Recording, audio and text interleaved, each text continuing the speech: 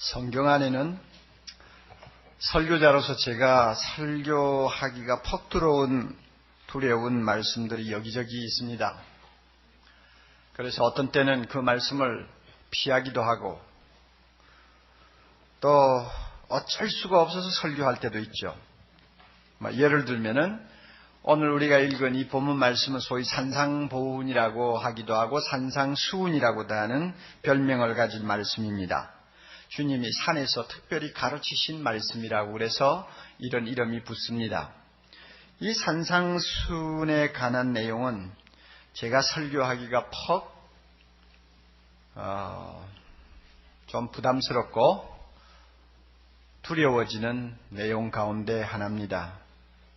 왜 그런가 하면 이미 여러분이 내용을 좀 읽으셔서 알겠지만은 의를 위하여 핍박을 받는 자는 복이 있다. 내가 과연 의를 위해서 핍박을 받을 사람이 될까? 한 번도 안 받아봤으니까 자신이 없는 거죠. 정말 나는 온유하냐 하고 물을 때 금방 대답이 안 나오는 것이죠. 그리고 산상수훈 좀 더 넘어가 보면 겉옷을 달라는 자에게는 속옷까지 내어주라. 그런데 내가 과연 그럴 수 있는 사람인지 알 수가 없는 거예요. 종종 우리가 이제 산상보훈의 말씀을 읽습니다만 그때마다 이 말씀은 저를 땅바닥에 내동댕이 치듯이 참 충격을 주고 자신감을 꺾어놓기도 합니다. 너무나 수준이 높은 말씀이기 때문에 그래요. 그렇게 부담스러우니까 목사가 부담스러운 말씀을 교인들에게 어떻게 마음 놓고 전할 수 있냐 하는 이런 생각이 자주 들지요. 그러다가 보니까 20년이 넘도록 산상수훈 가운데서 여기저기 단편적으로 몇 번 설교는 했습니다만 전체를 놓고 강해를 한 일은 한 번도 없습니다. 1년 전쯤 되었을까요? 어느 형제가 저에게 편지를 보낸 것이 있었습니다. 자신이 주일 예배에 참석해서 은혜를 받은 이야기를 저에게 나누고 싶어서 보낸 편지였는데 편지를 다 쓰고 말미에 이런 말을 했어요. 목사님, 언젠가 산상수훈을 강의해 주실 날을 기다리겠습니다. 이상하게 그 편지를 읽고 난 다음 저의 마음에는 늘 따라다니는 음성이 하나 있었습니다. 내가 아무리 부담스러워도 산상수훈을 설교해야 돼. 이런 음성이었습니다. 사실 목사라는 위치는 주님께서 가르쳐 지키게 하라는 모든 말씀을 가르쳐야 될 책임을 지고 있습니다.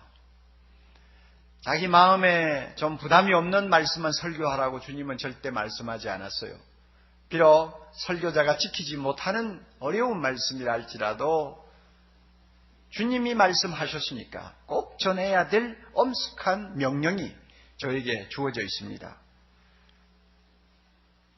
그래서 아무래도 이제는 산상수훈을 좀 본격적으로 묵상하면서 설교할 수 있어야 되겠다 하는 생각을 하게 됐습니다.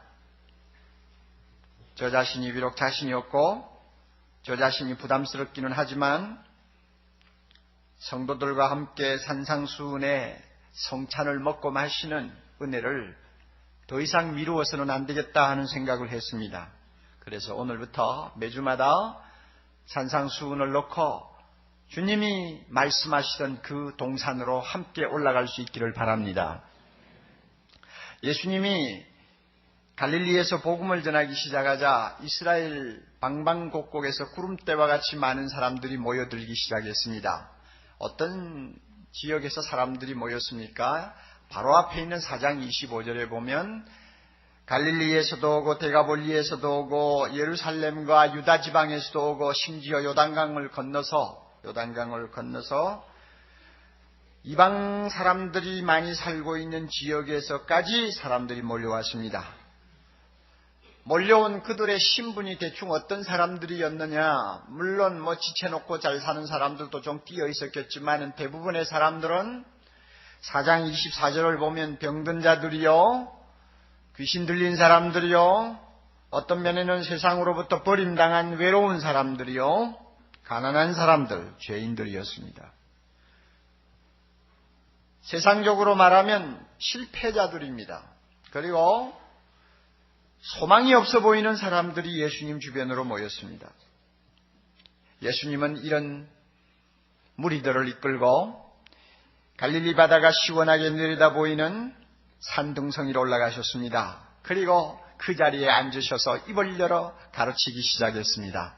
심령이 가난한 자는 복이 있나니 천국이 저희 것이며, 애통하는 자는 복이 있나니 저희가 위로를 받을 것이며, 온유한 자는 복이 있나니 저희가 땅을 기업으로 받을 것이며, 이렇게 말씀을 하기 시작했습니다. 5장 1절에 보면 이 말씀을 하시는 예수님 앞에는 마치 제자들만 앉아있는 것 같은 착각을 일으키는 표현이 하나 나옵니다. 제자들이 나아온지라. 그래서 그런지 어떤 성경학자들은 산상보훈은 제자들을 향해서 주님이 주신 말씀이다, 무리들하고는 관계가 없다, 이런 해석을 합니다만, 제가 볼 때는 그것은 좀 편협된 해석이라고 생각을 합니다. 왜냐하면 그 자리에 무리들이 있었으니까요. 물론 산상수훈의 내용을 보면 이것은 세상 사람들이 받을 수 없고 소화할 수 없는 내용입니다. 예수님을 믿고 예수님을 따르기를 작정한 제자들에게나 통하는 너무나 차원 높은 진리와 신비스러운 진리이기 때문에 일반 무리들이 들어서도 무슨 소리인지 알기 어려운 내용일 것이다 하는 것은 우리가 인정할 수 있습니다. 또 액면 그대로 이해를 했다고 할지라도 그 말씀의 깊이를 절대 들여다볼 수 없었을 것이라고 생각합니다. 그렇다고 해서 예수님이 무리들은 따돌려 놓고 제자들만 상대하여 하신 말씀이라고 하는 것은 이치에 맞지 않습니다. 이 무리들도 언젠가는 예수 믿게 될 것이고, 예수 믿으면 그리스도의 제자가 다 될 사람들입니다. 이런 의미에서 예수님은 12제자만이 아니고 하늘의 별들처럼 무수하게 나타날 미래의 제자들을 눈앞에 그리면서 산상수훈의 말씀을 하셨다고 저는 보고 있습니다. 5장 1절에 보면 또 재미있는 말 한마디가 있습니다. 산에 올라가서 앉으셨다고 그랬죠. 산에 올라갔으니까 앉았지. 그렇게 생각하면 간단하죠. 성경은 말 한마디 한마디를 굉장히 신중하게 선택해서 기록을 하고 있습니다. 그러므로 어떤 말씀은 너무 평범한 것 같이 보이지만 굉장한 무게를 가지고 있기도 하고 의미를 갖고 있기도 합니다. 예수님이 산에 올라가서 앉으셨다. 그래, 앉으셨다는 게 어땠다는 거야?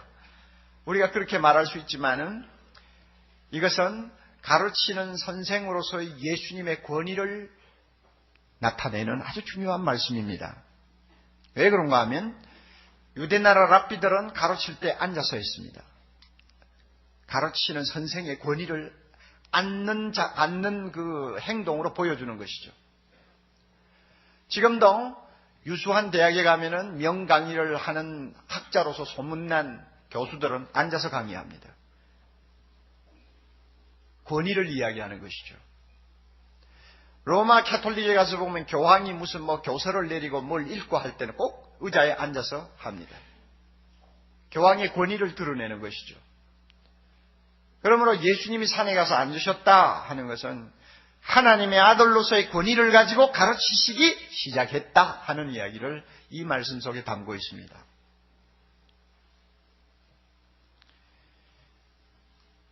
예수님의 그 가르치심이 얼마나 권세가 있었는지, 얼마나 박력이 있었는지, 얼마나 무게가 있었는지 들은 사람들이 놀랐어요.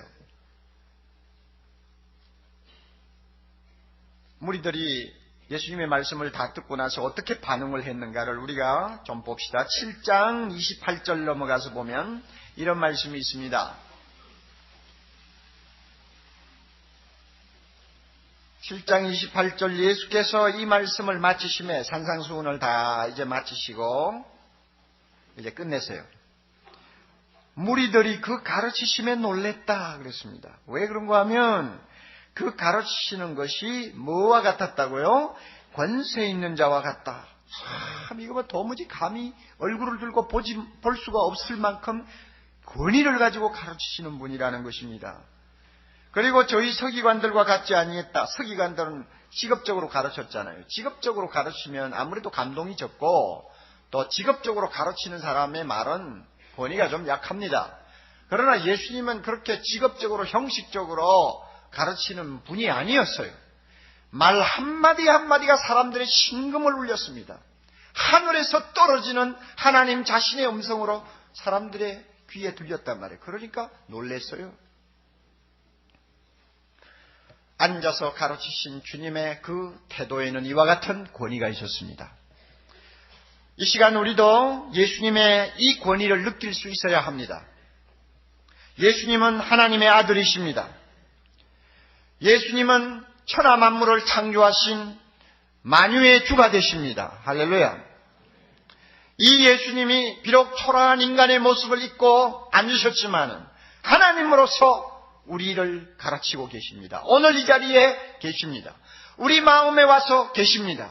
그리고 2000년 전에 갈릴리 바다가 보이는 언덕에서 가르치시던 그 말씀을 우리에게 지금 들려주시는 것입니다. 그러므로 그 권위 앞에 우리는 압도되어야 하고 그 권위 앞에 무릎을 꿇고 이 말씀을 들어야 합니다. 교만한 생각이 여러분의 마음속에 고개를 들지 않도록 하십시오. 산상수훈 그거는 이상론이야. 그대로 순종하면서 살 사람이 이 세상에 몇 사람이나 돼. 이런 생각이 여러분 마음속에 들고 일어난다면 이것은 앉아서 가르치시는 예수님의 권위에 정면으로 도전하는 사람이라는 것을 알아야 합니다. 또 잘못하면 우리는 이런 생각을 할 수 있습니다. 이 말씀들은 액면대로 받으면 곤란해. 현실에 맞게 적당하게 각색을 해서 받아야 돼 하는 생각을 여러분이 하면서 이상하게 이 말씀을 가지고 설교하는 목사를 비판하고 싶고 여러분들이 뭔가 좀 한마디 하고 싶은 충동이 생기면 여러분은 예수님의 권위에 도전하는 교만한 태도를 마음에 갖고 있다는 것을 인정하시고 그 마음을 빨리 꺾어야 합니다. 예수님의 말씀은 권세가 있습니다. 그러므로 우리가 귀담아 들으면요, 마음이 아무리 캄캄한 사람이라도 하늘에서 삐치삐치물 비치는 은혜를 맛보게 될 것입니다. 또 우리의 마음이 굳어서 그 말씀을 잘 받아들일 수 없다 할지라도 그 권위 있는 말씀에 귀를 기울이면 우리 마음의 빗장을 열고 그 말씀이 깊이 들어와서 우리의 마음에 자리를 잡는 것을 여러분이 발견하게 될 것입니다. 이와 같은 은혜가 있기를 바랍니다. 에레미야는 하나님의 말씀을 받은 다음에 그는 이렇게 고백합니다. 내가 주의 말씀을 얻어먹었사오니 막연히 귀로 듣는 거 아니요. 그 말씀을 먹듯이 마음속 깊이 담았다는 말입니다. 얻어먹었사오니 그러고 나서 보니까 그 말씀이 내 기쁨이 되었나이다. 그 말씀이 내 마음의 즐거움이 되었나이다. 에레미야 15장 16절에 에레미야가 고백한 그 은혜가 오늘 우리 모두에게 있어야 되겠습니다. 이 시간에는 팔복의 내용을 한데 묶어서 생각을 하면서 은혜를 받으려고 합니다. 아마 이 가운데서 성경을 잘 모르시는 분들은 팔복이 뭐냐, 8가지 복이냐 뭐 이런 생각을 할 수 있는데 8가지 복이죠. 이 성경 본문 보면 복이 있나니 하는 말이 8번 반복되어서 나옵니다. 그래서 팔복이라고 하고 마지막에 한 번 더 그 말이 나오기는 합니다만 주로 일반적으로 구복이라고 하지 않냐고 팔복이라고 합니다. 첫째로 우리가 꼭 명심해야 될 진리가 있습니다. 이 팔복의 말씀은 예수님 자신의 성품이요 동시에 예수님을 따르는 제자들의 성품을 이야기하고 있다는 것입니다.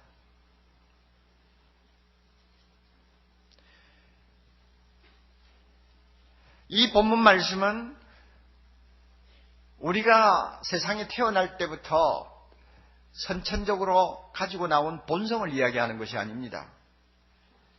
심령이 가난한 자, 본성하고 관계가 없어요. 물론 사람들 중에는 천성적으로 겸손한 사람도 있고 눈물이 많은 사람도 있고 성격이 부드러운 사람도 있고 의분이 강한 사람도 있습니다. 그러나 주님은 그런 생물학적인 특징을 지금 여기서 논하는 것 아닙니다. 뭐냐 그러면 예수를 믿는 사람은 이러이러한 성품을 갖게 될 것이다 하는 것입니다.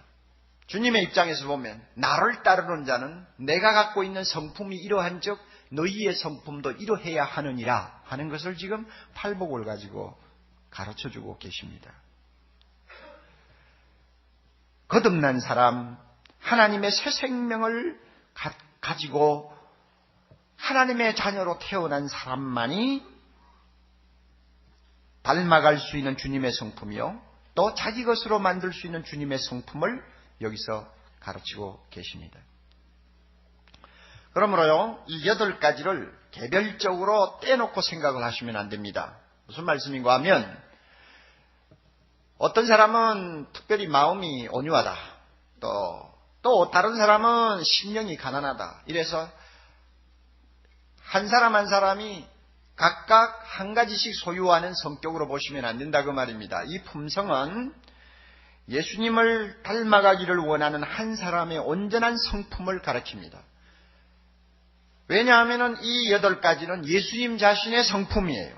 그러므로 그 예수님 자신의 성품이 내 것으로 받아들여졌을 때 내 안에서 나타나는 새로운 성품이요, 거룩한 성품을 이야기합니다. 팔복이 예수님 자신의 성품을 이야기하는 것이기 때문에 흔히 예수님의 초상화라고 이름을 붙이는 사람도 있습니다. 마치 그런 것 같아요.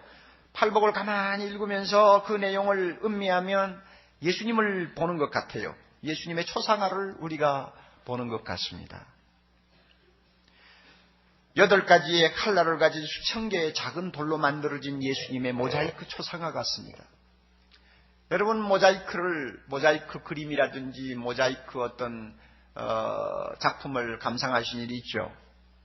작은 돌들은 여러 가지 색깔을 띠고 있지 않습니까? 파란색, 초록색, 노란색, 흰색 등요. 우리가 얼굴을 모자이크에 가까이 대고 가만히 들여다보면 돌 하나하나의 아름다움을 음미할 수 있습니다. 그러나 그 모자이크로부터 몇 걸음 뒷걸음질해서 전체를 보면 이 작은 돌들이 모여서 아름다운 하나의 그림을 우리에게 보여주는 것을 알게 됩니다. 팔복이 꼭 같아요. 심령이 가난한 자는 복이 있나니 하는 말씀 하나하나 뜯어보아도 그 나름대로 은혜가 풍성하지만 조금만 뒤로 물러서서 팔복 전체를 우리가 이렇게 깨닫고 또 마음에 담고 생각하면 예수님의 거룩하신 모습이 우리 눈앞에 나타나는 것을 볼 수 있습니다. 예수님의 그 모습에는 심령의 가난함이 있습니다. 애통함이 있습니다. 온유함이 있습니다. 의에 줄이고 목마름이 있습니다. 예수님의 그 얼굴에는 화평이 있고 의를 위해 핍박을 받은 흔적들이 남아 있습니다. 예수님의 초상화가 보여요.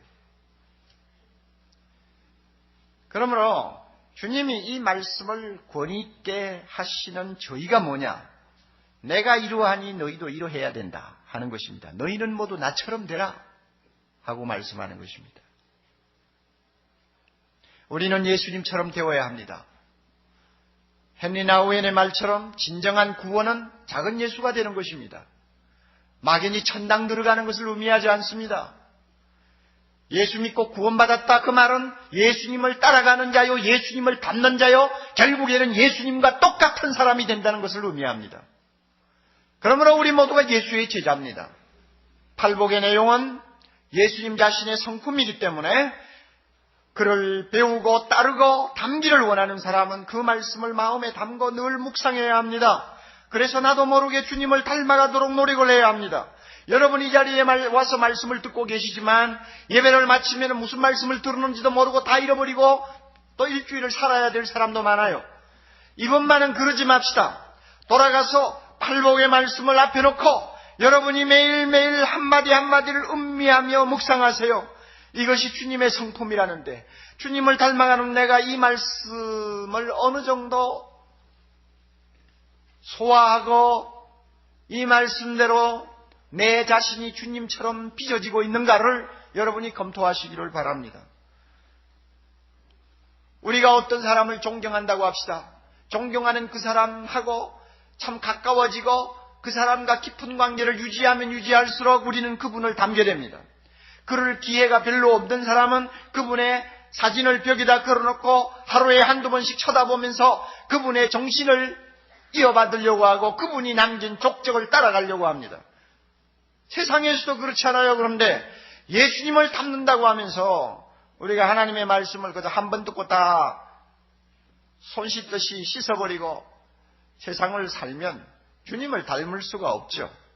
이번 한 주간 동안 이 말씀 한마디 한마디를 여러분이 매일 묵상하세요. 그러면 그 말씀이 나의 성품을 심는 씨앗이 되어서 나로 하여금 주님을 닮아가도록 계속 작업을 할 것입니다. 그래서 나도 모르는 사이에 나는 주님을 닮은 사람이다 하는 말을 들을 수 있도록 우리 모두가 노력해야 될 것입니다. 또 한 가지 생각할 것이 있습니다. 이 팔복은 예수님 자신의 행복을 우리에게 가르쳐주고 있습니다. 내가 이렇게 행복한데 너희도 행복해야 된다 하는 주님의 그 따뜻한 마음이 이 말씀 안에 들어있어요. 주님이 그러잖아요. 심령이 가난한 자는 복이 있나니, 복이 있나니 하는 이 말투는 감탄사입니다. 우리나라 번역으로는 복이 있나니 약간 감탄의 어떤 뉘앙스도 들어있습니다만은 완전히 감탄문이에요. 심령이 가난한 자들의 행복이여 하는 말과 같습니다. 온유한 자의 행복이여, 의를 위하여 핍박을 받는 자의 행복이여 하는 말씀이에요. 심령이 가난하면 얼마나 행복한지 아니, 화평케 하는 생활을 하면 얼마나 행복해지는지 아니, 그 행복은 말로 표현할 수 없는 것이다 하는 감탄, 감격이 이 말씀 속에 들어있어요. 우리가 이것을 볼 줄 알아야 합니다. 복이 있나니 하는 말은 마카리오스라고 하는 헬라어 말입니다. 그런데 재미있는 것은 이 마카리오스라고 하는 이 말이 사람들의 행복을 가리켜서 사용하는 단어가 아니라는 것입니다. 하나님의 행복을 가리킬 때 사용하는 말이라고 합니다. 그러므로 심령이 가난한 자 복이 있나니, 의에 줄이고 목마른 자 복이 있나니 할 때 의에 줄이고 목마른 자의 행복인데 이 행복은 하나님이신 예수님 자신의 행복을 가리키는 것입니다.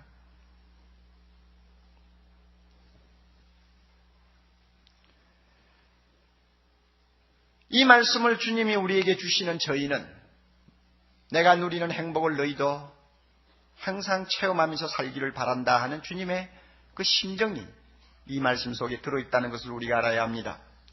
너희도 나처럼 심령이 가난하면 행복한 자가 될 수 있느니라 하시는 주님의 말씀이, 주님의 속삭임이 이 가운데 있습니다.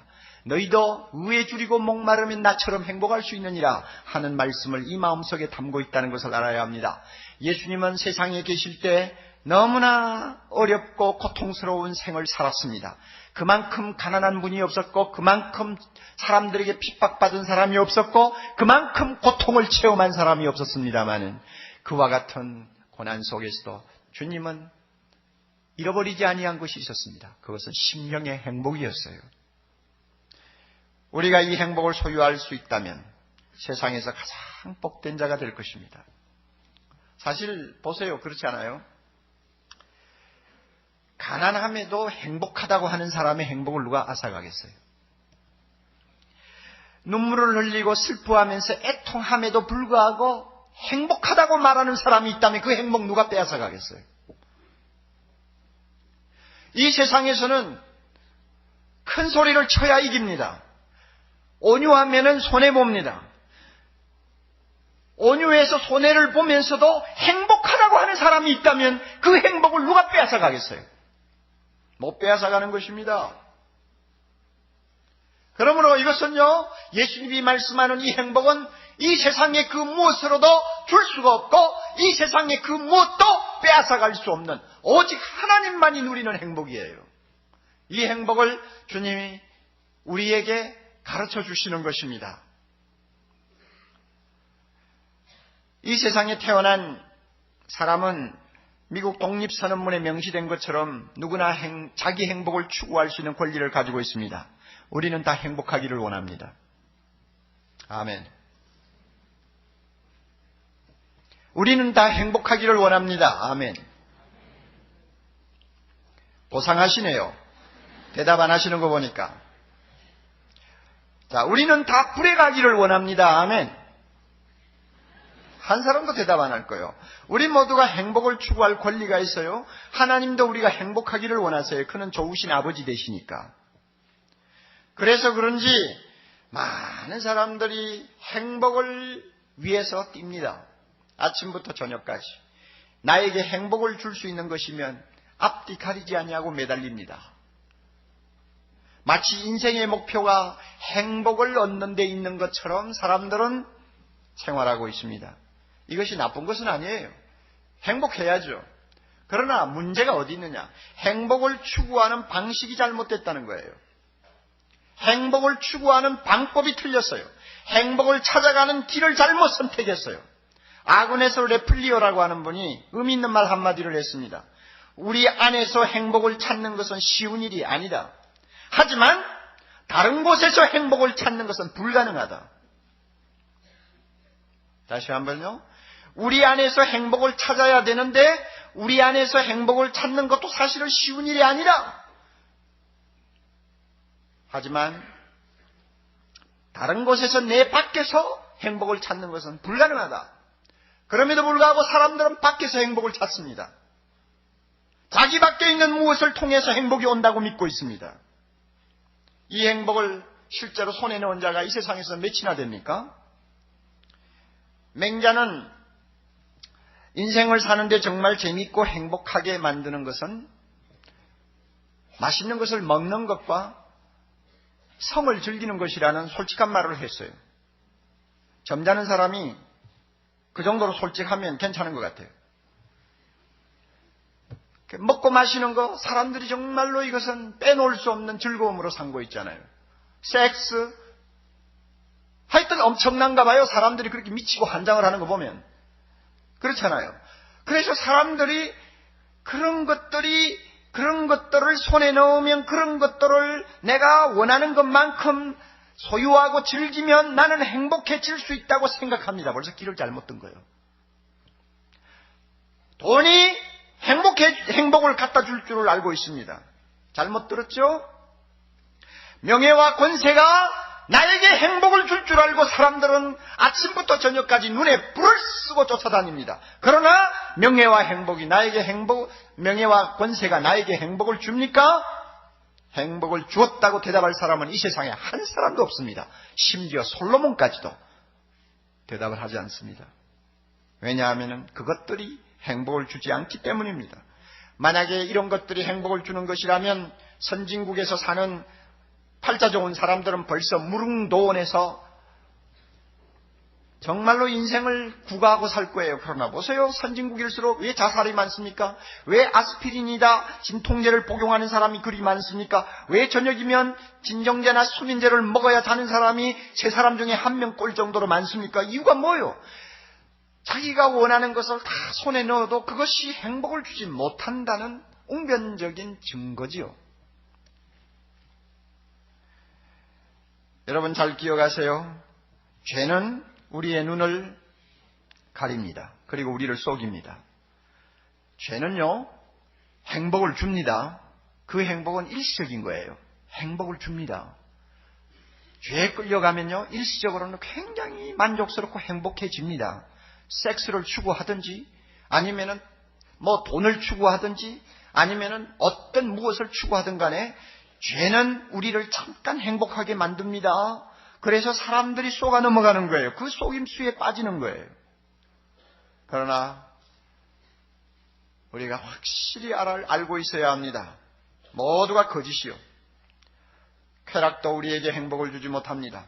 재물도 행복을 주지 못합니다. 명예나 권력도 행복을 가져다 주지 못합니다.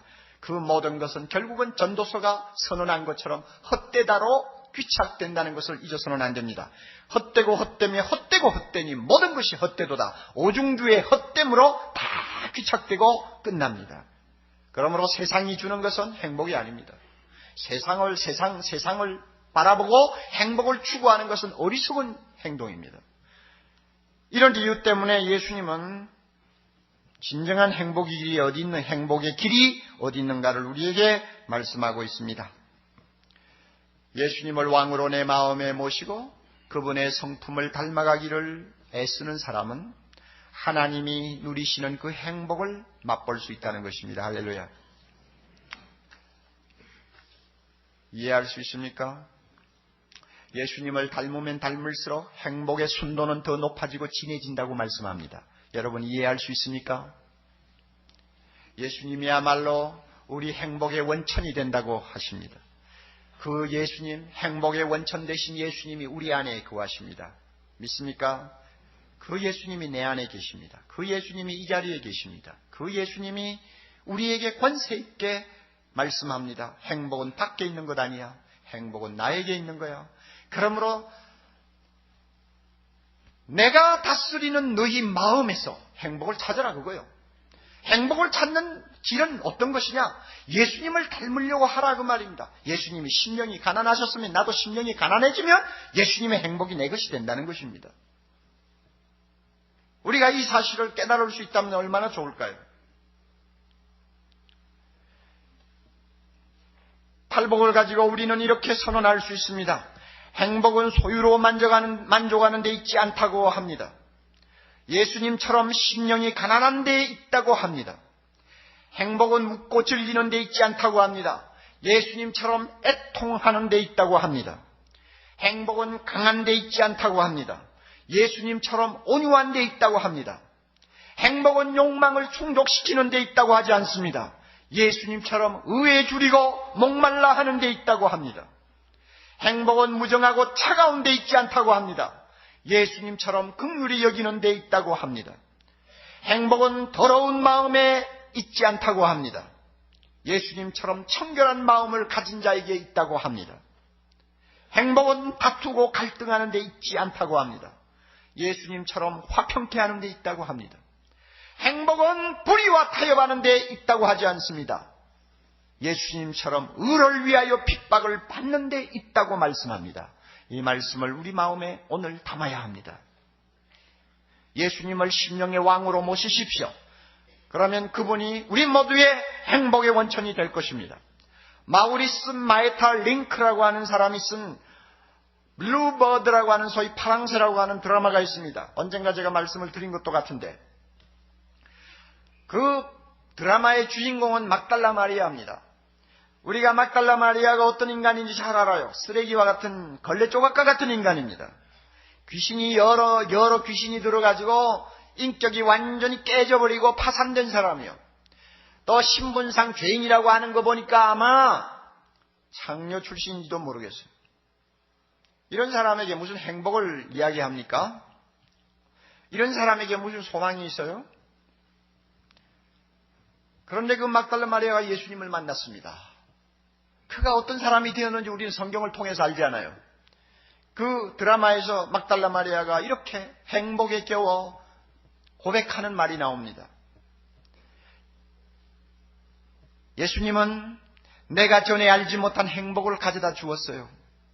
예수님은 내가 전에 알지 못하던 행복을 가져다 주셨어요. 그리고 예수님을 가까이 하는 모든 자들은 잠에서 막 깨어난 어린아이처럼 행복해질 수 있답니다.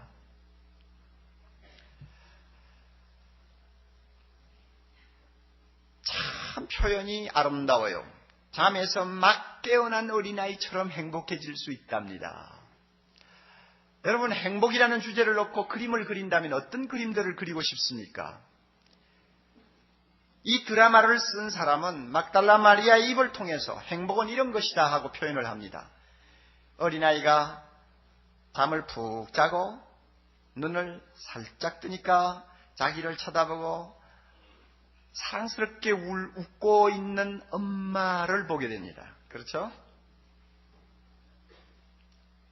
그러면 이 아이가 너무 행복해가지고 씩 웃습니다. 최고의 행복을 표현하는 그림 같은 장면이에요. 정말 순수하고 아름다운 행복은 어떤 것일까? 잠에서 막 깨어난 어린아이가 엄마를 쳐다보면서 행복해하는 모습, 이것이다 그 말입니다. 이런 행복을 예수님은 막달라 마리아에게 주었습니다. 그렇다면 우리도 이 행복을 소유할 수 있습니다. 막달라 마리아가 갑자기 부자가 된 거 아닙니다. 막달라 마리아가 갑자기 신분이 높아진 거 아닙니다. 그럼에도 불구하고 예수님을 만나자마자 그분을 마음에 모시니까 잠에서 막 깨어난 어린아이가 느끼는 그 행복을 자기가 소유하게 되었다는 것입니다. 왜 그럴까요? 예수님이 내 마음에 오심으로 예수님의 그 아름다운 성품이 나의 성품을 형성하게 됩니다. 그래서 울면서도 행복해질 수 있고, 가난하면서도 행복해질 수 있고, 실패자가 되어서도 행복해질 수 있고, 또 성공하고 부유한 환경에서도 하나님의 행복을 누릴 수 있는 특별한 은총을 맛보게 됩니다. 우리 모두 이와 같은 은혜가 있기를 바랍니다. 우리 모두 이런 은혜를 받기를 바랍니다. 헛된 것을 놓고 시간 낭비하고 정력 소비하지 마세요. 예수님을 마음에 모시고 그분을 주목하세요. 그분처럼 되려고 노력을 하세요. 그분을 닮으면서 하나하나 그분의 성격을 나의 성격으로 받아들이세요. 그러면 놀라운 일이 일어납니다. 저도 그렇게 되고 싶습니다. 지금까지 산상보훈을 설교하지 못했지만 제가 이 설교를 하면서 동시에 저도 예수님처럼 되고 싶습니다. 그리고 예수님이 누리던 그 행복을 제가 소유하고 싶습니다. 우리 그렇게 할 수 있어요. 세상적인 조건을 보면 행복해 할 수 없는 사람처럼 보이지만 세상이 모르는 행복이 우리에게 있을 수 있어요. 세상이 앗아가지 못하는 행복이 있을 수 있어요. 그 행복은 행복의 원천 되신 예수님이 내 마음에 계심을 알고 그분을 배울 때 찾아오는 것입니다. 할렐루야. 이런 은혜가 우리 모두에게 있기를 바랍니다. 집에 가셔서요, 팔복의 말씀을 날마다 한 번씩 묵상하십시오. 그리고 예수님이 이러셨다면 나도 이래야지. 예수님의 성품이 이랬다면 나도 이래봐야지 하는 간절함을 가지고 기도하십시오. 그러면 이 8가지를 통해서 드러나는 예수님의 품성이 나 자신의 품성으로 자리 잡게 될 것입니다. 그러면 나도 모르게 행복해집니다. 악을 쓰는 세상에서 내가 온유함으로써 행복할 수 있다면 얼마나 좋아요. 악착같이 모아보겠다고 하는 사람들 틈에서 가진 것이 별로 없어도 전혀 부러울 것이 없는 만족이 내 안에 있다면 세상에 이 사람만큼 행복한 사람이 어디 있어요? 내보다 앞서서 막 달려가는 사람들이 때를 이루는데 비록 나는 뒤처졌다 하는 느낌이 있어도 의에 줄이고 목마른 그 심정 때문에 내 마음에 신비스러운 행복이 자리를 잡는다면 세상에 이것만큼 좋은 거 어디 있어요? 우리 모두에게 이 행복이 있기를 바랍니다. 주님의 은혜가 우리 모두에게 함께 하실 줄 믿습니다. 우리 함께 기도드리겠습니다.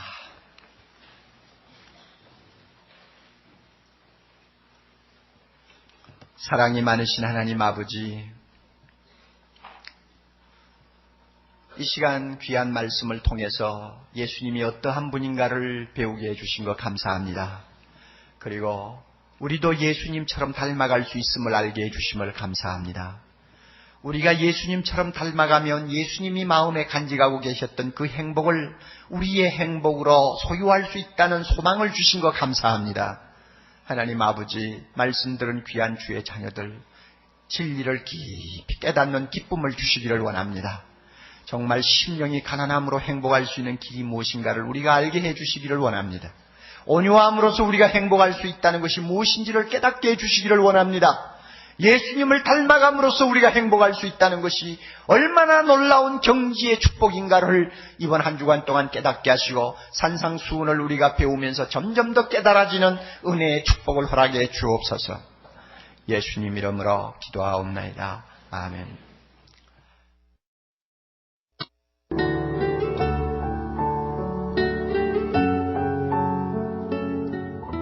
생명의 샘은 출판과 테이프, 영상, 인터넷 등의 가능한 모든 매체를 통해 생수와 같은 은혜의 말씀을 나누는 사랑의 교회 미디어 선교사역입니다. 이 테이프를 들으시고 하나님의 말씀에 대해 더 깊이 알기를 원하시는 분은 생명의 샘으로 연락해 주시기 바랍니다. 여러분을 성심껏 도와드리겠습니다. 감사합니다.